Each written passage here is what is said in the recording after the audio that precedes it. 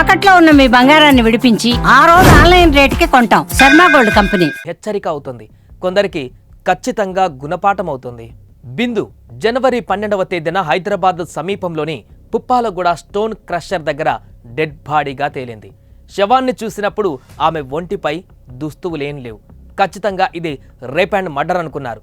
బిందు శవానికి 60 మీటర్ల దూరంలో మరో పురుషుడి డెడ్ బాడీ దొరికింది. అతని పేరు అంకిత్ సాకేత్. కత్తితో పొడిచి బండరాయితో తలను ఛిద్రం చేశారు. పండగ పూట పతంగి ఎగరేసేందుకు వెళ్లిన కుర్రాళ్ళు చూసి పోలీసులకు సమాచారం ఇస్తే ఈ విషయం వెలుగులోకి వచ్చింది.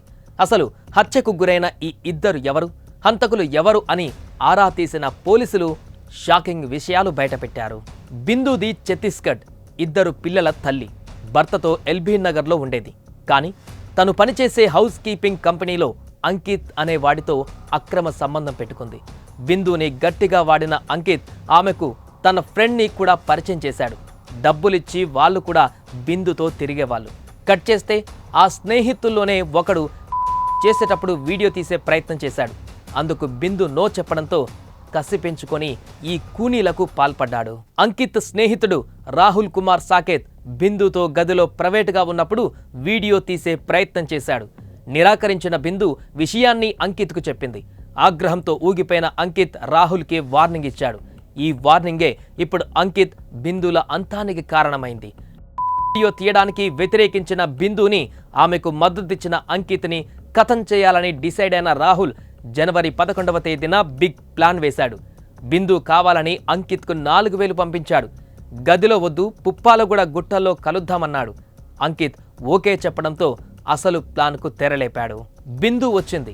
అంకిత్, రాహుల్తో పాటు మరో 2 వ్యక్తులు రాజ్ కుమార్, సకేంద్ర కుమార్ కూడా వచ్చారు. 5గురు కలిసి పుప్పాలగూడ క్రషర్ ఏరియాకు ఆటోలో వెళ్లారు. బిందుకి ఏం చెప్పారంటే ఒకరి తర్వాత ఒకరు నీతో ఉంటారు అని. కానీ రాహుల్ వేసిన ప్లాన్ ఏంటి అంటే బిందుని, అంకిత్ని చంపేయాలని. అనుకున్నది అనుకున్నట్టే చేసేశారు. గుట్టలోకి వచ్చిన బిందుతో ముందు సుకేంద్ర వెళ్లాడు. వాళ్ళిద్దరూ వెళ్లడంతోనే రాహుల్, రాజ్ కుమార్ అంకిత్ని రౌండప్ చేశారు. కత్తితో అతని కడుపులో పొడిచి తరువాత బండరాయితో అతని తలను ఛిద్రం చేశారు. ఆ తర్వాత బిందు దగ్గరకు వెళ్లారు. అప్పటికే సుకేంద్ర ఆమెతో ఏకాంతంగా ఉన్నాడు. సరిగ్గా అదే టైంలో ఆమె తలపైన బండరాయితో మోదారు. బిందు కూడా అక్కడే చనిపోయింది. డెడ్ బాడీస్ని వదిలిపెట్టి హంతకులు 3 తమ ఛత్తీస్గఢ్ సిద్ జిల్లాలో ఉన్న సొంతూరుకు పారిపోయారు. హంతకులు ఎంత మూర్ఖులంటే తెలంగాణలో హత్య చేసి ఛత్తీస్గఢ్ పోలీసులు తమను పట్టుకోలేరు అనుకున్నారు. కానీ క్లూస్తో సహా అన్నిటినీ వెలికి తీసిన సైబరాబాద్ పోలీసులు 3 నిందితులను బేడీలు వేసి మరీ తీసుకువచ్చారు. సరే, ఈ స్టోరీలో మరి తప్పెవరిది? చాలామందికి కోపం రావచ్చు, కానీ తప్పు దారి తప్పిన బిందుదే.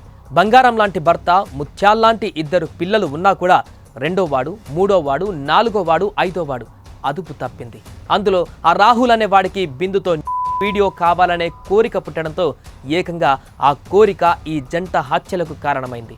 అందుకే ఫీలింగ్స్ వచ్చినప్పుడల్లా ఒకరితో రిలేషన్షిప్ పెట్టుకుంటే జీవితం ఇలాగే నాశనం అవుతుంది. మరి మీరేమంటారు? తప్పైనా ఒప్పైనా ఈ వీడియో కింద కామెంట్ చేయండి.